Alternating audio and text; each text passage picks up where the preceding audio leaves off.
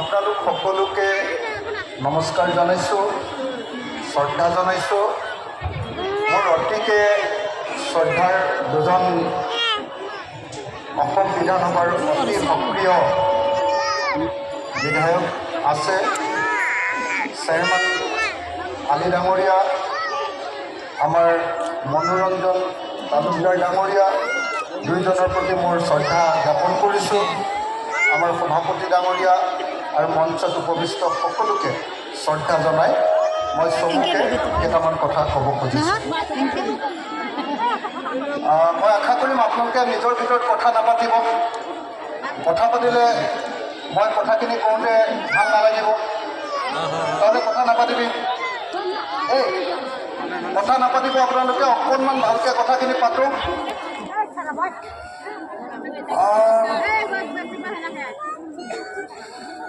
যোৱা কেইটামান দিন গোটেই অসমৰ মানুহ অকল এটা চিন্তাত আছে যে আমাৰ মৰমৰ জুবিন দাৰ যে মৃত্যু হ'ল, সাগৰত যে মৃত্যু হ'ল, সেই মৃত্যুৰ ঘটনাটোৰ আচল তদন্ত হ'বনে নহ'ব আৰু দোষীসকলক আমি শাস্তি দিব পাৰিম নে নোৱাৰিম, সেই কথাটোক লৈ অসমৰ চব মানুহে এতিয়া অতি চিন্তিত হৈ আছে।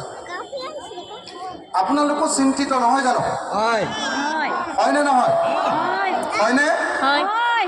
মই এইটো ক'বগৈ পাৰিম যে মই বৰপেটা জিলাৰ জনিয়ালৈ গৈছিলোঁ আৰু ৰাইজে মোক কৈছে যে জনিয়াৰ গোটেই মানুহ জুবিন দাৰ মৃত্যুৰ কাৰণে শোকত আছে আৰু জুবিন দাক কোনে মাৰিলে, তেওঁ ন্যায় পাবনে নাপাব, এইটোক লৈ সদায় চিন্তিত হৈ আছে। এইবুলি ক'ব পাৰিমনে নোৱাৰিম? ক'ব পাৰিমনে নোৱাৰিম?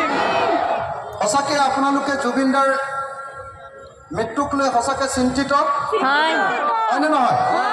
হয়। কেলে এনেকুৱা হাজাৰ হাজাৰ মানুহ মৰি আছে অসমত,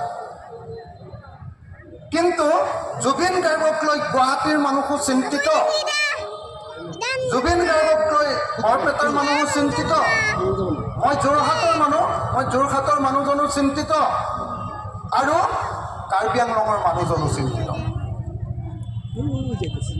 কেলে এজন সাধাৰণ মানুহ আৰু এজন প্ৰখ্যাত মানুহৰ মাজত ডিফাৰেঞ্চ এইটোৱে। এজন সাধাৰণ মানুহ আৰু এজন বিখ্যাত, যাক আমি মহৎ লোক বুলি কওঁ, গ্ৰেট মেন বুলি কওঁ, তেওঁৰ মাজত ডিফাৰেঞ্চটো এইটোৱে যে এজন মানুহে যি সময়ত অকল এজন মানুহক প্ৰতিনিধিত্ব কৰে, বিখ্যাত মানুহবিলাকে গোটেই সমাজখনক প্ৰতিনিধিত্ব কৰে। তেওঁ যিবিলাক কথা কয় সেইবিলাক অকল তেওঁৰ নিজৰ কথা নহয়, সেইবিলাক কথা সমাজৰ আনবোৰ মানুহে ক'ব বিচৰা কথাবিলাকৰ অংশ। মই এটা উদাহৰণ যদি আপোনালোকক দিওঁ, এই যে ধুমুহাৰ হতে কি বুলি কয়, গীতটো কি বুলি কয় মায়াবিনে? ধুমুহাৰ হতে কি? মোৰ বহু যুগৰে নাচোন। তাৰমানে কি? ধুমুহা মানে হ'ল মানুহৰ ঘৰ দুৱাৰ ভাঙি মানুহক দুখীয়া কৰি দিয়া এটা বস্তু। ধুমুহাৰ প্ৰতীক হ'ল ধ্বংসৰ প্ৰতীক।